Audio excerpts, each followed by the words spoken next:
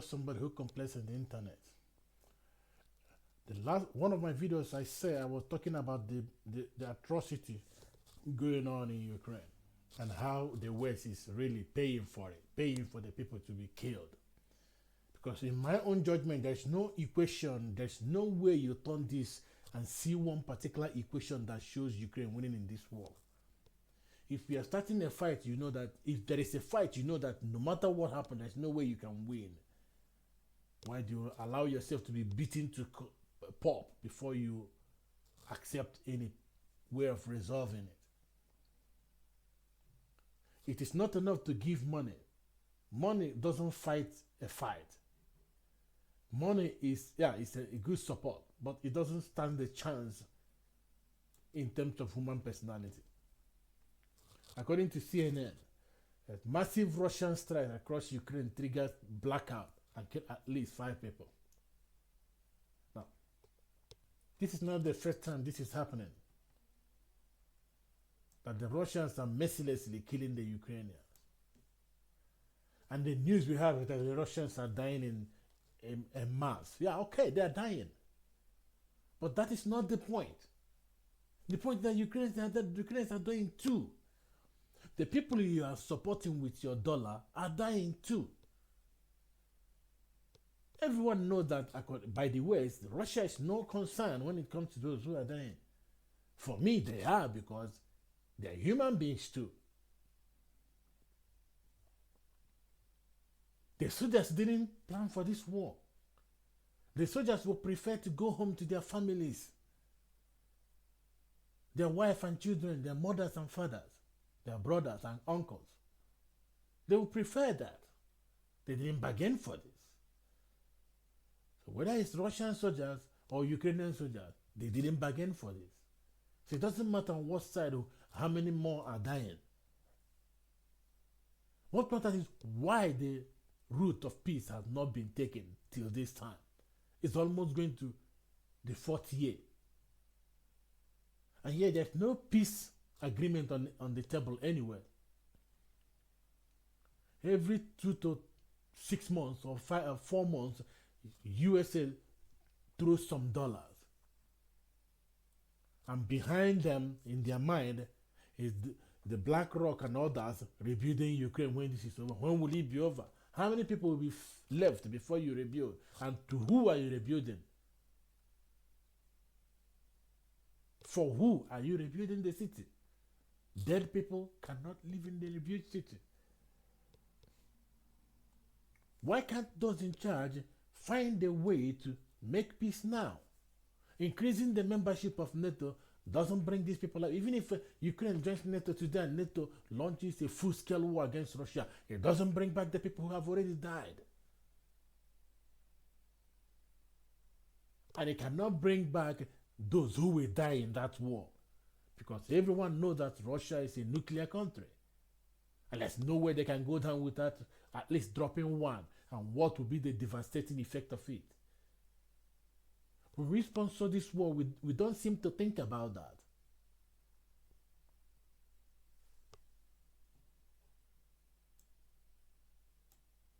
Strikes were reported in several major cities, from Odessa in the south, Dnipro in the east, to Revin in the west. In the capital, Kyiv, which has seen near daily strikes since the start of September, residents were forced to shelter in the metro network. 2 people were killed in a drone strike in the Mykolaiv region, while 6 others, including 2 children, were injured. A further 2 were killed in Odessa in an attack which also injured a 17-year-old boy, and a woman was killed in her car in Lviv region, the governor said.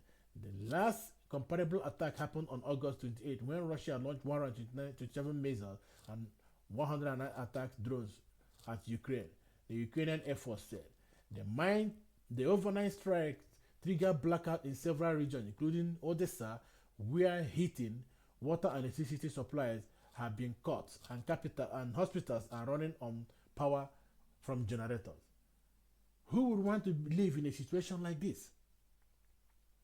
Now, it's a different thing if there is no possibility for peace. But everyone knows that that is not the truth.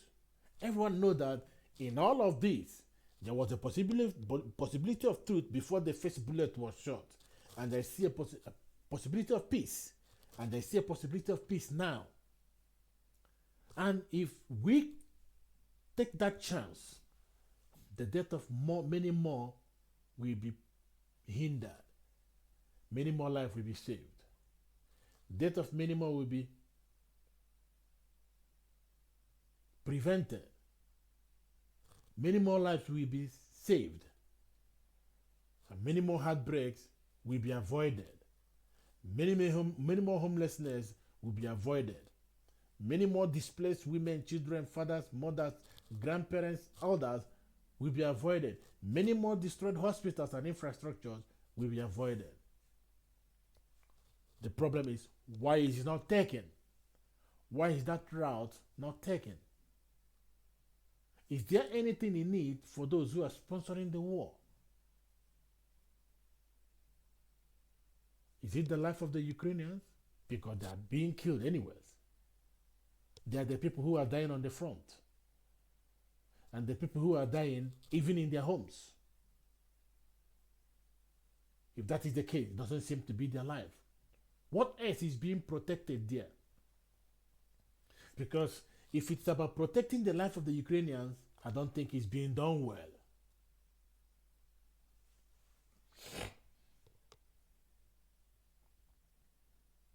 The overnight strike triggered blackout in several regions, including Odessa, where, okay,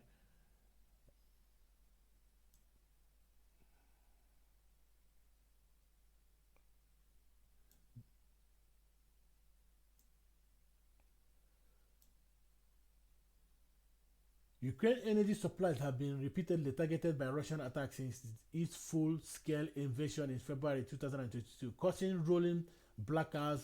Bombardments have intensified in recent months, leaving the country in a precarious position as the war grinds to its third winter. This is war criminal, Putin's true response to all those who called and visited him recently. We need peace through strength, not appeasement. Foreign Minister Andrei Sybiha wrote on X. Sybiha was likely referencing Russia leader Vladimir Putin's recent phone call with German Chancellor Olaf Scholz, which lasted an hour and was a rare high-level call between a Western leader and Putin, who has been isolated by his invasion of Ukraine. Now, it is one thing to isolate Putin economically, but it's another thing to isolate him from making any diplomatically. You can isolate him economically while keeping open diplomatic channel. But when you isolated him economically and isolated him diplomatically, that means you're not ready for any other negotiation, you're not ready for any other outcome except the one you predetermine to level Russia down or to change the government. If you change the government of Russia, what will be the effect? Nobody knows whether you will get Lucifer or somebody who is worse than Ukraine or worse than Putin. What you have in hand now is a table, but who will sit on it first for negotiation for peace? Ukraine President Vladimir Zelensky said approximately 120 missiles and 90 drones were launched overnight in the Russian attack. Ukraine Defense Force destroyed over 140 area targets, he added. All parts of Ukraine have been targeted, including the western regions, he said. The enemy's target was our energy infrastructure across Ukraine. Unfortunately, some facilities sustained damage from direct hit and falling debris, Zelensky said Sunday morning. The Ukraine leader added that some areas remain without power, which authorities are working to restore.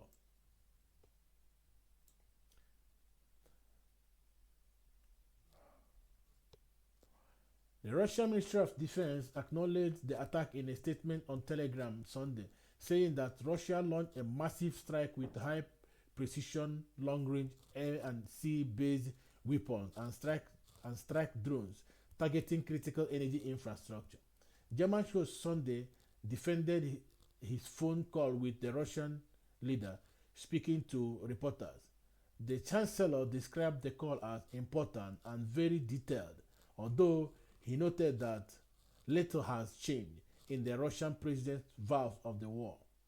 views of the war, and that it's not good news. He said that it would not be good if a US administration was in a regular contact with Putin while no European leader was, referencing Donald Trump's imminent return to the White House. Okay?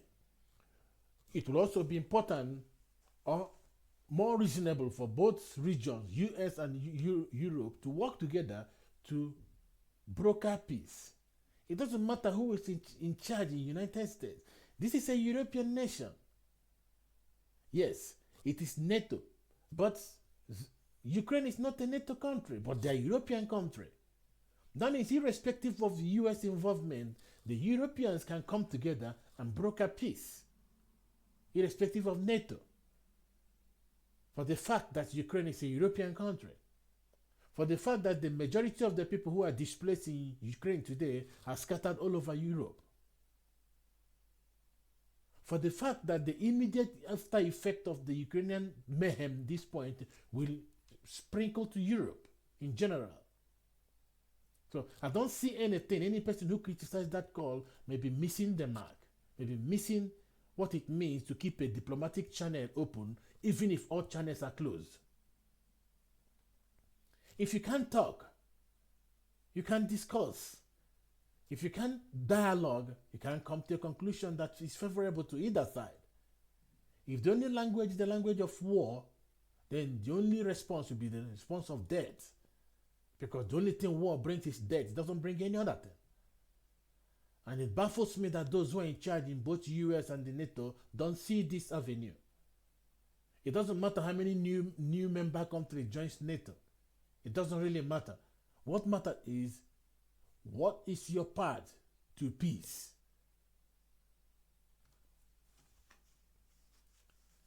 Russia claimed Saturday it captured 2 more eastern settlements in the Donetsk region, although there were no confirmation from Ukraine.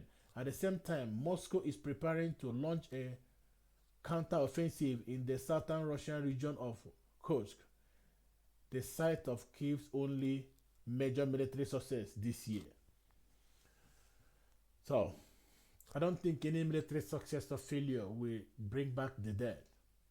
And I don't think any of those will be a solution to this war. And also, it doesn't matter how much that is given to Ukraine, there's no equation under which the answer to the question is Ukraine being successful in this war. And there's no way less people will die from now going forward. And in view of that, in my opinion, that is just for me.